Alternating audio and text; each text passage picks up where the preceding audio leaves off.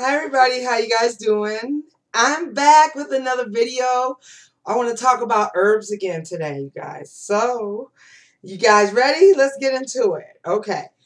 So, the last video I talked to you was my very first video talking about my passion, which are about herbs and healing ourselves. I think that it went over very well, so I want to expound a little bit more. A lot of people get intimidated by herbs, and you shouldn't. God did not intend for us to be intimidated by herbs. The only reason why we're intimidated by herbs is because we don't know anything about them. And the reason we don't know is because the powers to be, they, and I'll explain the they later, do not want us to know about the natural healing powers of herbs. They don't want us to know that actually healing does not have to cost thousands of dollars. When you get cancers, you should not have to pay so much money that you're putting up your mortgage, that you are going to be broke doing chemotherapy treatments or radiation treatments. You should not have to worry about diabetic medicine every month. Even though you may have insurance covering it, you are paying a price.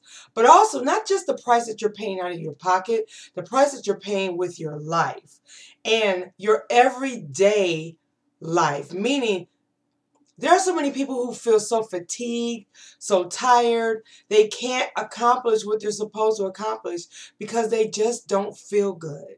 Because we're overweight, we're undernourished, we're overfed with junk food, we're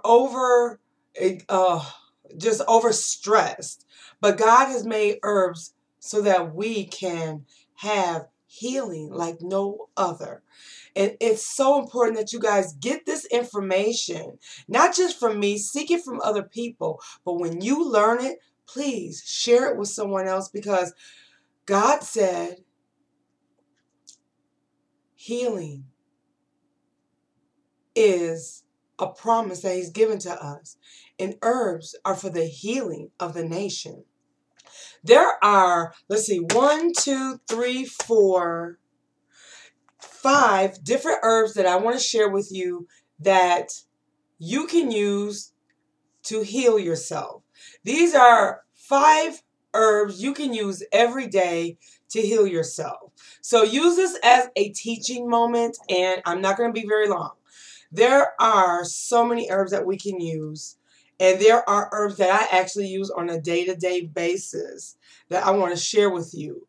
Okay, there's an herb that everybody knows about and everybody uses it as a tea. But nobody ever says what the healing power of it actually is. And you've probably heard about it thousands and thousands of times. Probably you have. Echinacea. Echinacea. This is what echinacea looks like. I have my herbs in a bag. I'm sorry, in a baggie right now, because I am in the process of putting all of my herbs in containers on shelf. But this is echinacea. Echinacea is an antiviral and an immune-enhancing herb. It's popular for relieving colds and upper respiratory infections. This is what it looks like. And this is what it looks like because it is cut and shifted. It also helps with improving infections. Echinacea is really good to use like this time of the year when summer turns to fall or fall turns to winter, when it's the cold and flu season. You can start using this. Put this as an arsenal in your medicine cabinet so that you can help to boost up your immune system so that you will not catch colds. If your immune system is very strong, Anybody near you can have a cold and you won't catch it because your immune system is strong.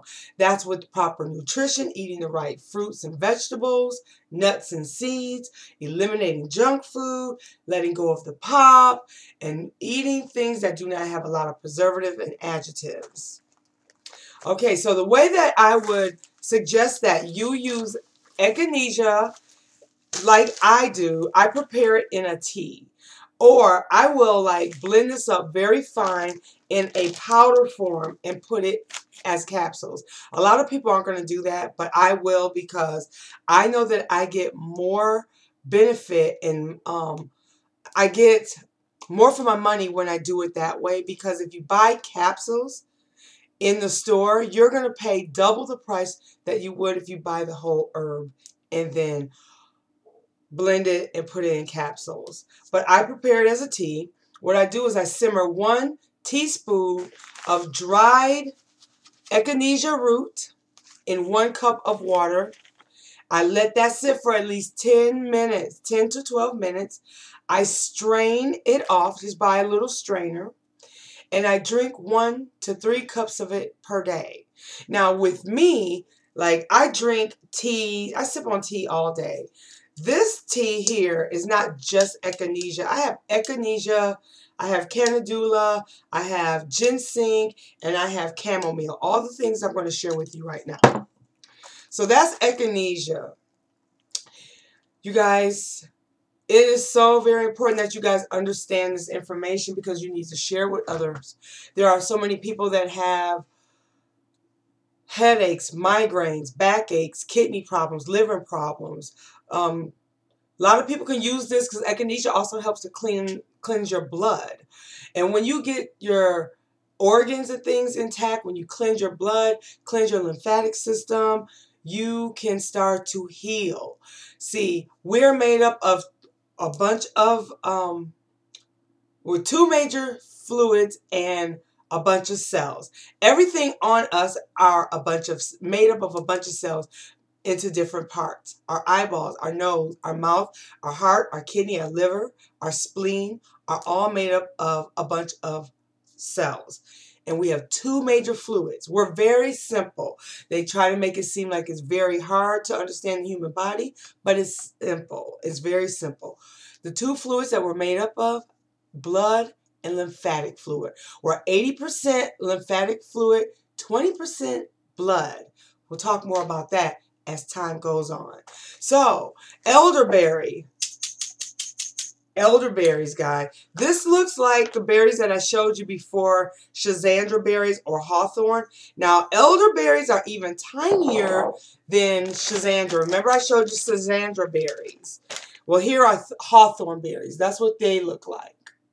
Hawthorn berries are about 3 times smaller than Schisandra berries. Hawthorn berries, elderberries, elderberry are flowers. And elderberries are flowers that have been valued as a remedy for colds and fevers for many centuries. Fruit extracts have been shown to have significant antiviral activity, especially against the flu. So, if it helps to cleanse you and stave off flus, that means it helps to stave off colds, which actually means it helps to strengthen what? Your immune system. That's right.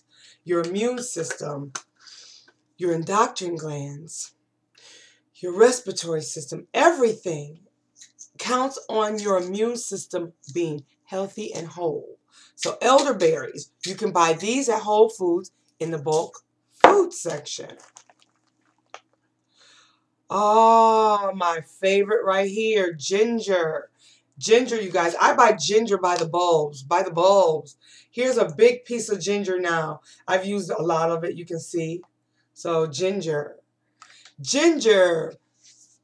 It has a remedy for nausea, vomiting, and upset stomachs. It is good to use as a tea for cold and flus. And the reason why I'm showing you a lot of this stuff too, guys, because The seasons are changing, and these are some of the things you want to start working into your daily, weekly, monthly, yearly lives.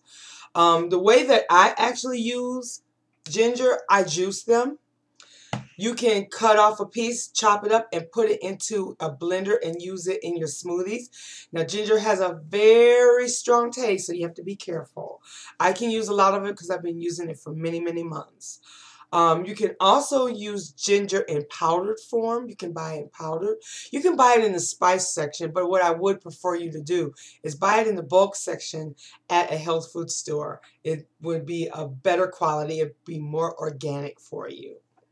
The way that I prepare tea is I would also cut up a few pieces of the ginger. Don't be shy. Don't worry about how much you should or shouldn't use. Be generous with yourself. Treat yourself. Love yourself a little bit more today than you did yesterday. That means doing something better and really good for yourself. Cut that up. Put it in a pot of water. Bring it to a boil. Then once you boil it for about 10 minutes, you're going to strain it, put it in a coffee mug, and you're going to sip it. If you need something sweet, use gravy maple syrup because that's a whole sugar, or stevia, or you can use whole agave. Please make sure that you use agave that does not have any other preservatives or any other added sugars, because what we're trying to do is stay healthy and whole. Also, you can also buy the ginger in capsules at your local your local health food store. We are not using drugs anymore. That's why I'm making these videos.